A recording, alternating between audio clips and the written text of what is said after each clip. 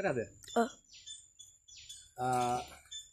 ඔබට මතක ඇති දැනට වසරකට විතර ආසන්න කාලයක් ඉහතදී ඩොක්ටර් අනු ඇත්තටම මේ අපි ඩොක්ටර් අනු කියලා එතුමාට කියන්නේ එතුමා මොඩර්න් බී කීපින් ඒ ගෲප් එක හදලා ඒ වගේ ප්‍රවීණයන් එතනට කැඳවලා විශේෂයෙන් අපි දන්න මේ ක්ෂේත්‍රයේ ඉන්න ප්‍රවීණයන් ඔක්කොම වගේ කැඳවලා ඒ වගේම අපේ පැරණිම YouTube නාලිකාව වන Nature Bee එතනට කැඳවලා ඒ වගේම අපේ ඉතාලියේ ඉන්න අපේ ඒ සහෝදරවරු ඒගොල්ලෝ ඔක්කොම කැඳවලා ඔබ දන්නවා ඇති ඉතාමත්ම විශාල ගෲප් එකක් සකස් කරගෙන තිනවා මම හිතන්නේ 1000කට ආසන්නයි. ඉතින් ඒ ගෲප් එකේදී අපි සාකච්ඡා කරගත්තා ඔබට මතක ඇති මට ඒ ડોක්ටර්ගේ නම දැන් මතක නැහැ. ඔහු කිව්වා ඩිලිමා මෙතඩ් එකක් ගැන.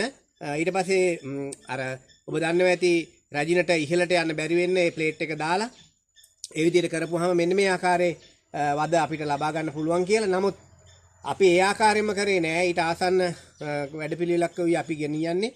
ඉතින් අපිට කියන්න තියෙන්නේ ඔබටත් ටිකක් කල්පනා කරොත් මේ බී කීපින් ප්‍රැක්ටිසස් හරියට කරොත් ඔබට මෙන්න මේ වගේ පැණිවද 6-7ක් ලබා ගන්න පුළුවන් වෙයි. මේකේ සම්පූර්ණයෙන්ම පැණි විතරයි තියෙන්නේ.